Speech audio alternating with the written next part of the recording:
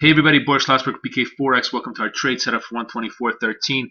FX pop and drop is the story of the day today. As always, past performance not indicative of future results. Trading Forex carries high level risk when obviously for investors. High degree of leverage can work against you as well as for you. So the possibility exists that you could lose some or all of your account, and you should be aware of all the risks associated with trading on margin. Information contained here should not be relied on substitutes for sensitive independent research, and we are merely providing this information for your general information. Opinions and general information presented do not take into account particular individual investment objectives, financial situation, or needs. So you should obtain advice based upon your unique situation before making investment decisions. We're not responsible for any loss incurred in investments made by readers, and we do not render investment, legal, tax, or other professional advice. If such advice is needed, I definitely ask a professional.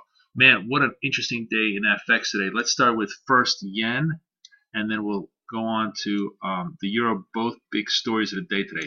The yen driven up today by comments from the Japanese economic minister that 100 now is no longer the problem. It's interesting. The Japanese have now moved the target from 90 to 100. That obviously had a pop in the pair, although the pop has been relatively contained, I think, because everybody kind of wants to see if they can put up or shut up in terms of their rhetoric, because it's one thing to talk about targets, it's another thing to actually want to try to push the yen weaker.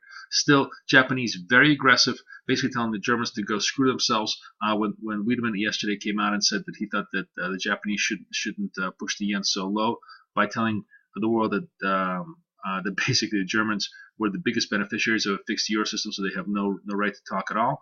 And I think they seem to be very, very adamant about the idea of keeping the yen lower. So dollar yen finding some support. Still, for dollar yen, the only thing that really matters when you look at it technically is, let's just go on the hourly charts to see. The only thing that really matters is this level, 90.25. Until we come in and take out 90.25, we're basically effectively in a lower descending highs formation. You look at a 4-hour chart, you kind of see this. We are definitely looking better. 89.50, take out of 89.50 really puts us in a much more neutral position instead of a more bearish position. We were clearly in a much more bearish position yesterday. When 88.50 was given, it was very, very clear that they were going to try to test that at 8800. Came very close to 0.05. And today's consolidation and short covering is pretty much that. But the question is, how much juice do we have here? If they can take this out to 89.50 and a little bit higher, then obviously we're going to set ourselves up for a third test of the 90 level. That's going to be very crucial. A break of 90.25, a significant break of 90.25 really puts us right back onto the uptrend. And that's going to be a very, very interesting trade. Right now, basically what you're seeing is a consolidation of range with 88 the low, 90 the high, and that seems to be the range-bound structure. Break of 88 puts us right back into a very negative territory. So it's a wait-and-see game in dollar yen in terms of the breakout levels.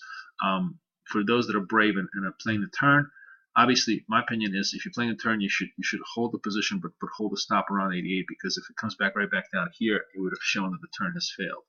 On the other hand, those who want to enter the position, I think obviously a much better entry would be above 90.25, somewhere around here, as the risks here that this is sort of a middle ground of nowhere that could turn either way, still pretty much in existence. But that's the story. Dollar yen. It's clearly turned around after yesterday's sell-off, and the action is to the upside for the time being. One possible trigger today, obviously, U.S. jobless claims. That number looks pretty strong. Then everybody's going to get back behind dollar yen on the idea that the U.S. economy is just chugging along, singing a song, and that's gonna push dollar yen higher.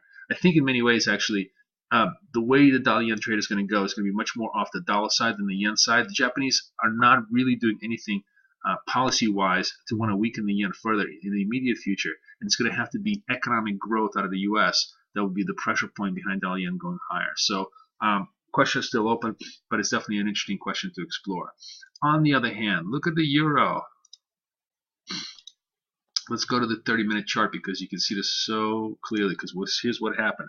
Look at the euro, complete and total dive. Euro got lifted on the euro-yen crosses, came within a whisker of 30.50, and then just right now crashed and burned.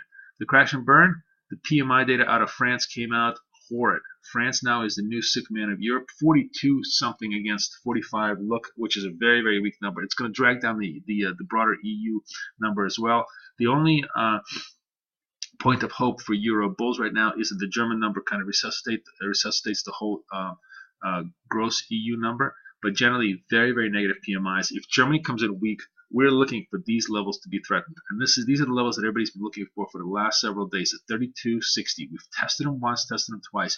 A break all the way to 32.50 really puts a nail in the coffin of this trade and puts us all the way to the downside. So let's look at the 4-hour chart here. As you can see, this whole level, 32.70, 1, 2, 3, 3 times tested. Let's go a little bit further. And a break here of the 32.50s, that's going to be the tell sign.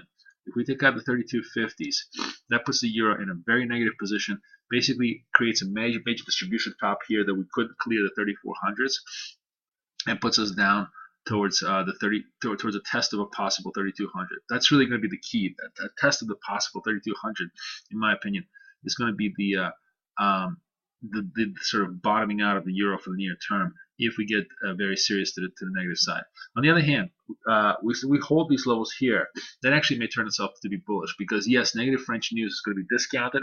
The fact that we couldn't make the lows again, and maybe German data comes out positive, and maybe you get more flows out of euro yen, and you could have a complete reversion in euro dollar. To me, the trade to the upside is obviously 33.50. We can take out the 33.50s. That will catch every short who got short right here, flat-footed, and we could have a possible run for 3400 despite bad data. So 32.50 to the downside, 33.50 to the upside, are the big ranges in the euro dollar as we stand right now. What else? Cable. Cable scraping the bottom. Jerry at Forex Live had a great question today. He was like, does cable break 58 before the GDP number prints, which is going to be probably pretty awful. Although cable's still holding right above the 58 level, and I think obviously a lot of this is going to be the contingent on euro data as well, because if euro data comes out to be modestly positive, it could lift risk a little bit higher. For now, though, very tight range on cable, not doing much, and 5,800 is clearly the lows everybody's watching. A break of 5,800, where does that put us? That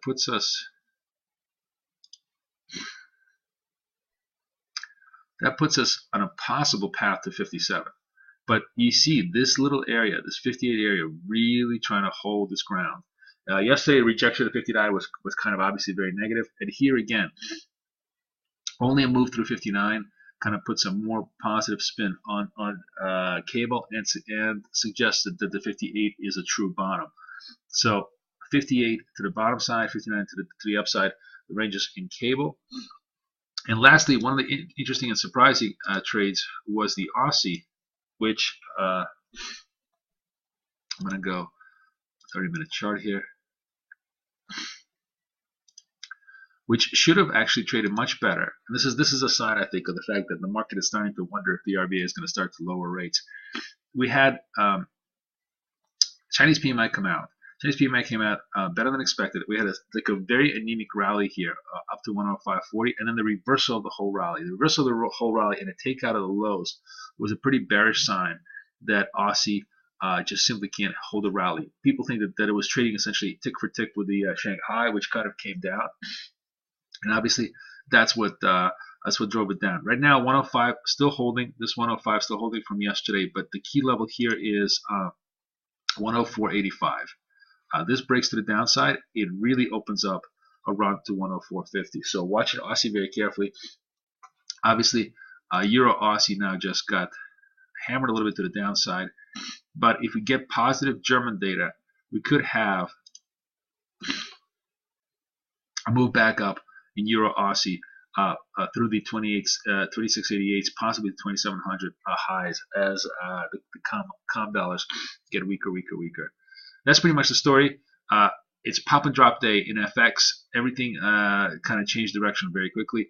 I think it may change direction again. So watch the levels. The key level in the euro, 32.50. We break that, we're going down, and the key level, obviously in cable, is 5,800. Boris Schlossberg, over and out.